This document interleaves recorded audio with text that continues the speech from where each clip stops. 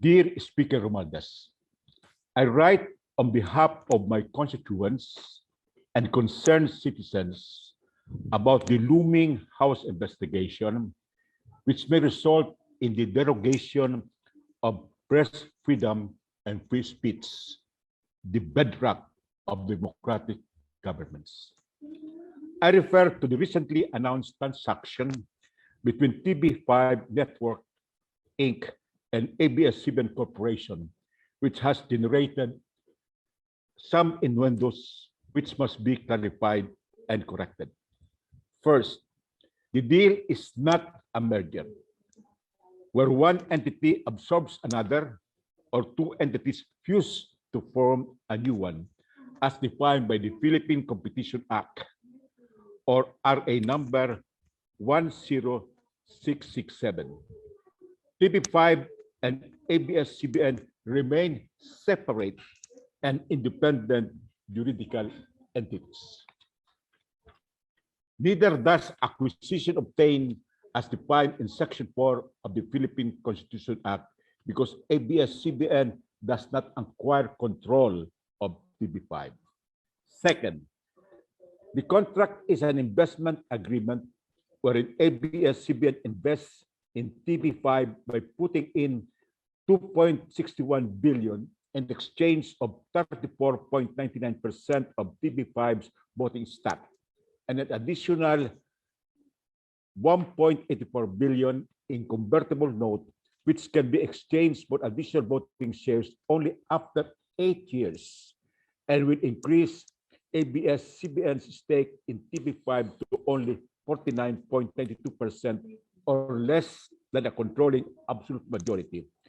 And this is still inchoate or subject to future events, and also subject to requisite approvals.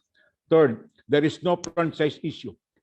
Section 10 of TV5's renewed franchise under Republic Act number 11320 is not violated by the transaction because there is no sale, lease, transfer, or grant of the use of right or assignment of TV5's franchise to ABS-CBN.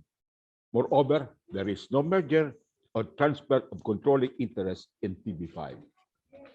Fourth, the transaction of 4.45 billion is less than the transaction value threshold of 50 billion under the Bayanihan to Recover as One Act, or Republic Act number 11494. Consequently, the said transaction is exempt from the compulsory notification and approval by the Philippine Competition Commission. Fifth, Memorandum Order number 003-06-2022 of the National Telecommunication Commission is constitutionally infirm, arbitrary, and vague for the following reasons. One, it violates the constitutional right of TV5 and ABS-CBN to enter into a contract which is not contrary to law, morals, good customs, public order, or public policy.